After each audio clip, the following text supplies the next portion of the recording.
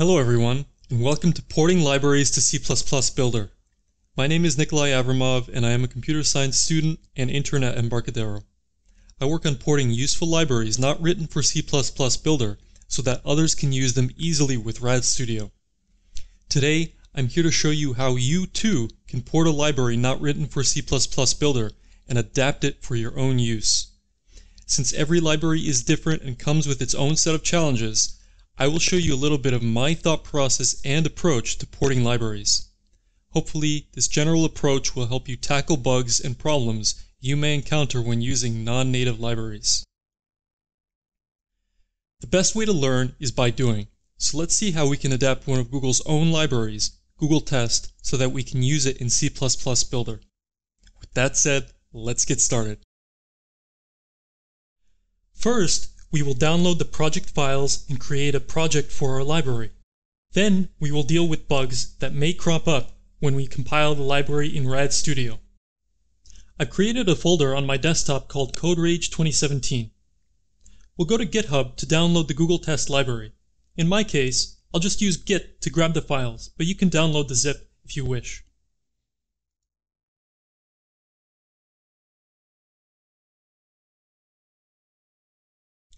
We will go into the Google Test folder and open the subfolder, also called Google Test. It looks like this particular library has a CodeGear folder that contains Rad Studio project files. This is very convenient for us because it means we don't have to create the project structure ourselves. However, it's not always this convenient. Most of the time, project files for popular libraries exist only for Microsoft Visual Studio, which means that we would have to create a Rad Studio project ourselves. However, we can use this to our advantage.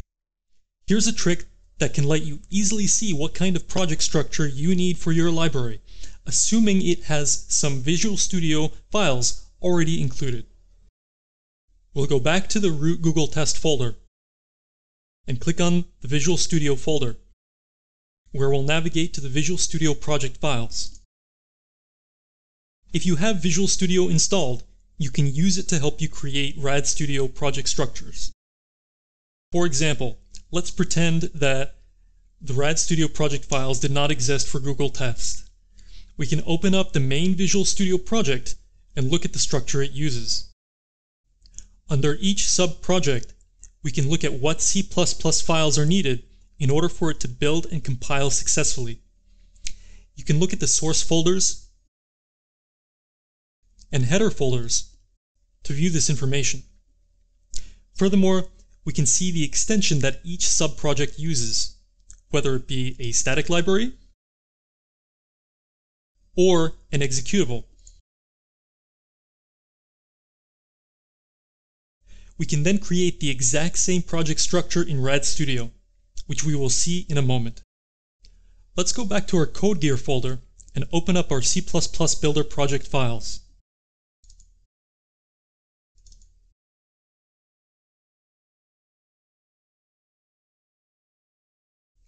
Unfortunately, it looks like one of the executable sub-projects we saw in Visual Studio, gtest prod test, is missing.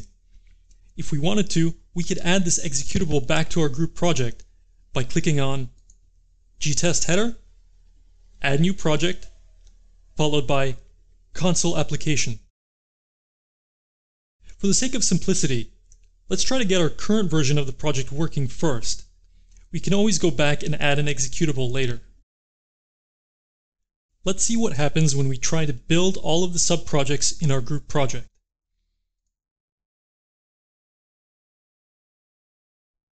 As you can see from the massive explosion of errors, we're going to need to make some changes to get this library working. Something like this might seem a little hopeless at first. With so many errors and so many possibilities, it's hard to know where to start first. The first thing I like to do is start simple. Check that the classic compiler option is false and that link with dynamic RTL is true. Both of these options are available under the project properties.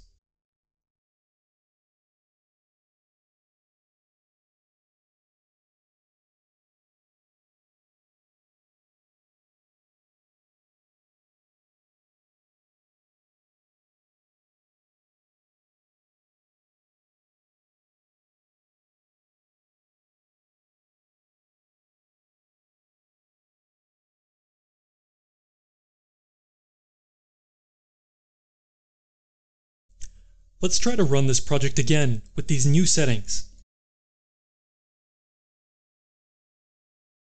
That seems much better. One error is preferable to 50. But we're not there yet. Let's take a look at what's happening in the code itself.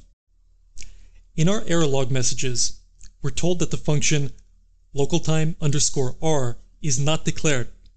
However, when you look at the code, you'll see that this function is embedded in an if statement, in a macro.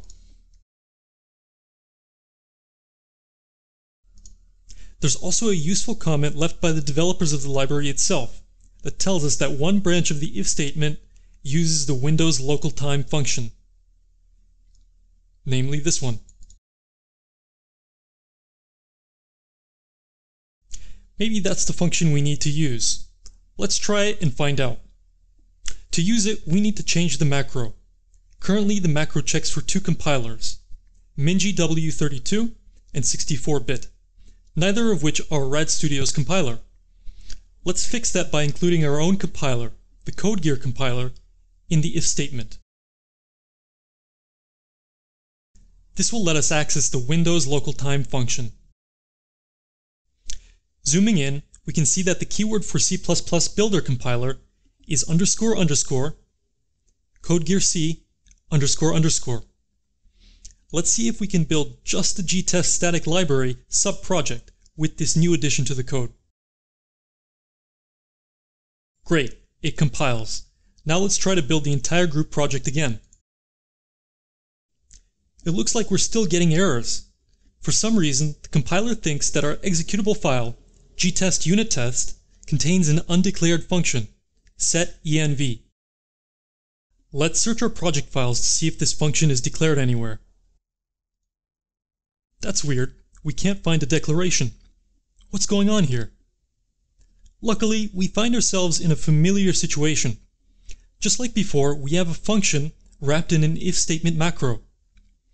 Maybe this particular function is not intended to be used by our compiler.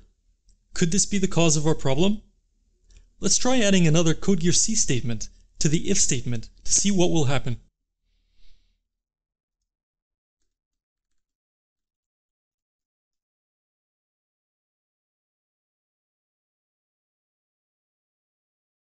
Again, we got rid of one error only to produce more errors.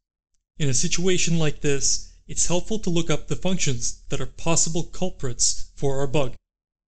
An excellent resource for this is Embarcadero's docs wiki, which contains a searchable database of functions. Maybe we can find out more about these functions to see why they're giving us trouble. Let's go to the Embarcadero wiki and search for setEnv and putenv to see if we can find something that will help us. It looks like we don't have any results for setEnv. That's promising, since it probably implies that this function is foreign to our compiler. Next, let's try putenv. Lo and behold, we found it. But that doesn't answer the question. Why does putenv not work? Looking back to our code, we notice a small difference in the function. The function used by Google Test contains an underscore, while C++ Builder's function does not.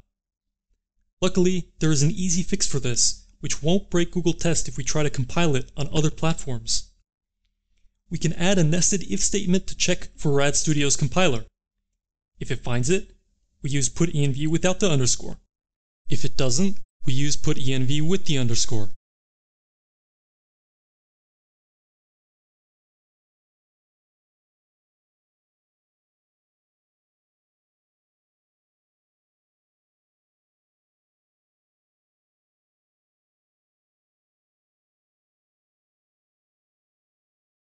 When we try to build and compile the entire project, we're faced with yet another new error.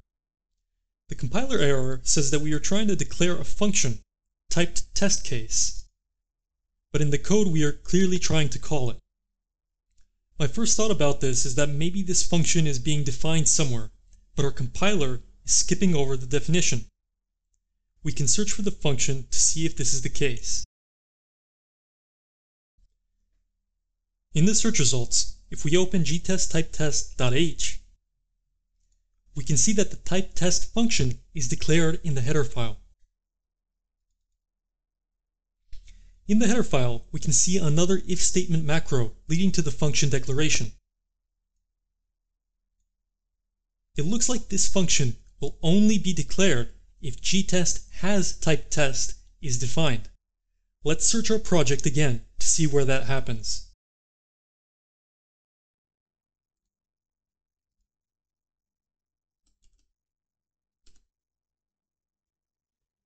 It looks like the header file, gtestport.h, is responsible for defining it.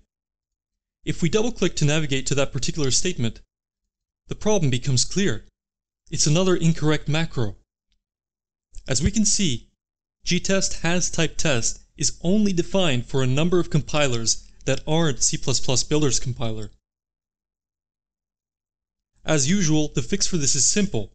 We can simply add our CodeGear compiler to the if statement.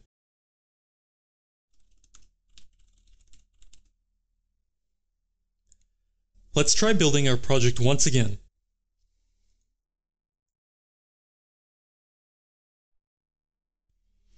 Victory! The entire project built successfully this time. We can also try to run the self-test executable we just created in the gtest unit test subproject to check for runtime errors. Let's go back to our CodeGear release folder and double check it.